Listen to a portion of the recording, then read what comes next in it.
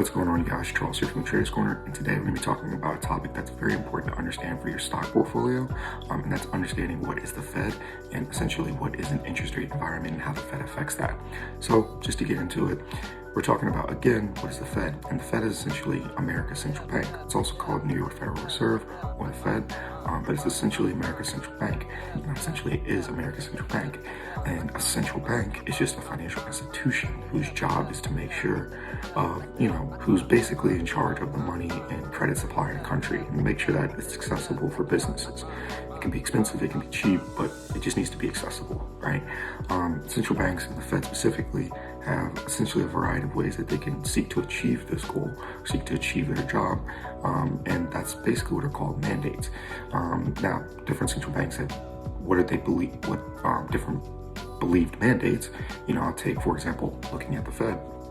One of the mandates that the Fed believes it has is to make sure that we achieve full employment, which basically means that anybody who wants a job can get a job, right? And so understanding that they feel that helping make sure that we maintain full employment is going to make sure that, the money and credit supply in the country isn't kind of out of whack, right? And not only, full employment, but we saw them do other things to maintain the money supply, the credit supply. Like when we look at the pandemic in 2020, when we saw demand drop drastically because people were getting laid off from work, as, restaurants closed, businesses where people needed to be be there physically were starting to close as well, or shut down. Some of them closed. People started to lose jobs, and so the Fed started giving out money to kind of match the demand that we had been seeing before, kind of try to keep up with the demand that we had been seeing before the pandemic, and not kind of grind the supply or the flow of money through the system to a halt, right? So that's kind of understanding what the Fed does, and they really have, like I said, they have a variety of ways that they can achieve this. Really, the only thing that they can't do is basically set tax policy. That's basically policy that's only allowed to be set by Congress, and this is in America, right? I don't know how other central banks might do it. Other central banks might be allowed to set tax policy, but generally what you see is, tax policy kind of lies with the parliamentary body or the legislative body, and then, kind of what we're talking about now is more so-called monetary policy, right? And essentially, understanding the Fed, understanding these monetary policies are important as well, because basically everything that the Fed does has a direct effect or indirect effect on the interest rate environment that, of that country that the Fed is in, or the central bank is in, right? And so understanding that, we have to understand what is the current interest rate environment and why it's even important. Well, the current interest rate environment, as it's often called, is important for two main reasons. First and foremost, most public companies have some form of debt on their balance sheet. Now, debt can be two types of debt when it comes to companies and humans generally as well, like just people generally as well. It can be variable or fixed, and basically variable or fixed means that if the interest rate in the country changes, if it's variable, then the amount you pay back in interest will change as well. So if the interest rate goes down, the amount you pay back in interest goes down, and vice versa. Whereas with fixed, it doesn't matter what happens to the interest rate, the amount you pay back in interest stays the same throughout the life of the loan. Now, businesses have a very similar setup with their loans, and a lot of times business debt can be variable, or at least some forms of business debt can be variable. And so because of that, if the interest rates, say for example, rise as they have been recently, recording this in 2022, interest rates have been rising as of recently, then the variable debt on these companies' balance sheets are also going to increase in terms of not so much the actual value of the debt, but more so the interest payments that the company's gonna have to pay back, right? And now that the interest payments are increasing, that's gonna directly affect that company's net income, because now they're gonna have less net income left at the end of the day, right? Or maybe not, depending on how they do it. Then as well, the other thing is, but it's generally going to feed straight through into the net income. But there are some things that you can do with taxes when it comes to increasing interest rates or stuff like that.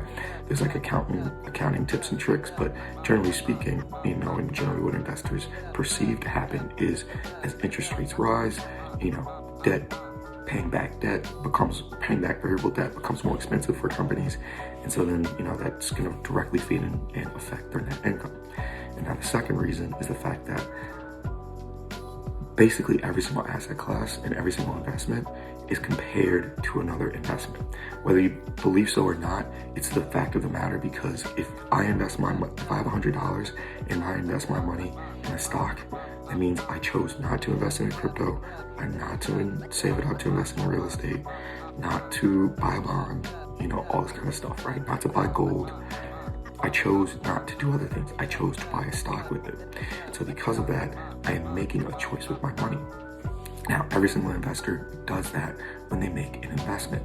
And essentially, like we were just talking about, stocks, right? And companies specifically, companies who have stocks, they have to appeal to investors. And how do they appeal to investors? Well, they have to be better, or at least perceived to be better, or safer, or whatever, than other investments. Well, okay.